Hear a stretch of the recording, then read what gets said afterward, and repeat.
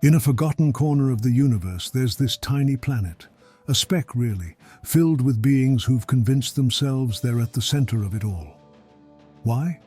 Because their rudimentary rockets can't even scratch the surface of the cosmic void surrounding them. This endless expanse of nothing, a stark reminder of their insignificance, looms over these beings, the humans. They're just a blip in the grand scheme, yet they strut around, blissfully ignorant of their triviality in the face of the universe's vast, indifferent expanse. Ah, humans, ever the entertainers in their cosmic insignificance. In the little time humans have on Earth, matched only by the small dose of logic and common sense they seem to possess, their chosen hobby is war. At the heart of this hobby lies their ceaseless quest for identity. They define themselves by nations, races, religions, ideologies, creating a mosaic of affiliations that often clash more than they harmonize. It's a kaleidoscope of identities, constantly shifting, endlessly conflicting. They are like actors who have donned so many costumes. They've forgotten their true selves, lost in a labyrinth of roles they play to appease society, to fit into the boxes they've created for each other. Their leaders, self-proclaimed shepherds of the flock, are perhaps the most amusing of all. They create bureaucracies so dense that not even light can escape. The irony? These systems, designed to bring order, often breed chaos, confusion, and eventually lead to war. Their concept of justice is a spectacle of its own. With elaborate systems and intricate laws, they seek to define right and wrong, just and unjust. Yet these systems are often flawed, colored by biases, and swayed by power. It's a scale that's never quite balanced, a moral compass that doesn't always point north. These leaders speak of legacy, of change, of a better world. Yet beneath the veneer of their lofty speeches, they're driven by the same primal urges that drive the lowest of their kind: power, greed, a desperate grasp at immortality. And speaking of immortality, humans, who at best live for 100 years or just 70 years with their love for sugary and processed foods, are constantly on the move with their shiny weapons. They draw imaginary lines on the ground, treat them as sacred, and then engage in full-blown battles just to decide who gets to stand on which side of the line. They box themselves into these definitions, thinking they've figured it all out. Yet, every few decades, the lines blur, the boxes break, and they're left scrambling to redraw the map of their supposed civilization.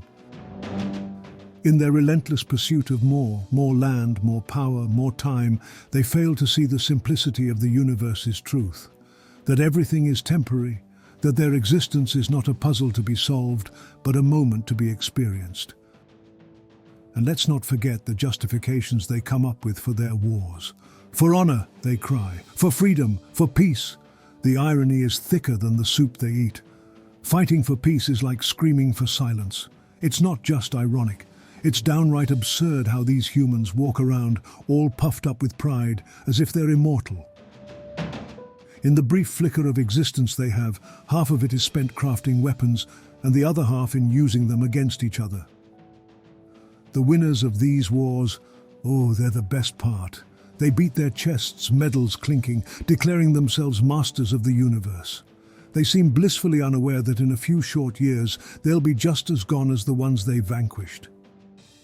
They act as if the outcome matters, as if there's a grand prize for the last one standing, not realizing that the clock is ticking for everyone. In this vast expanse, beyond their limited reach, time operates on a scale unfathomable to them, where a single day can stretch to what they would count as 1,000 years, thanks to the incredible speed of light. The ultimate irony of human life is almost harsh in its truth.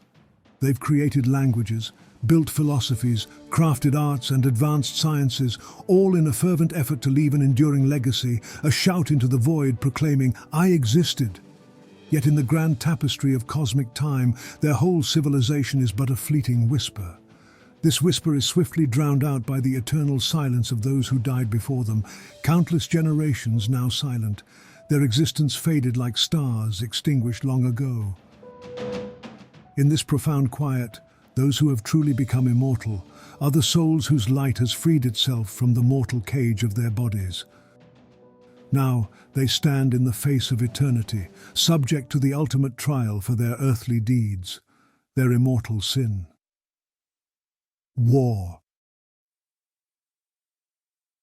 While some content on this channel may be found to draw inspiration from real events or scenarios, it is important to note that such elements are reimagined and used solely in a fictional context.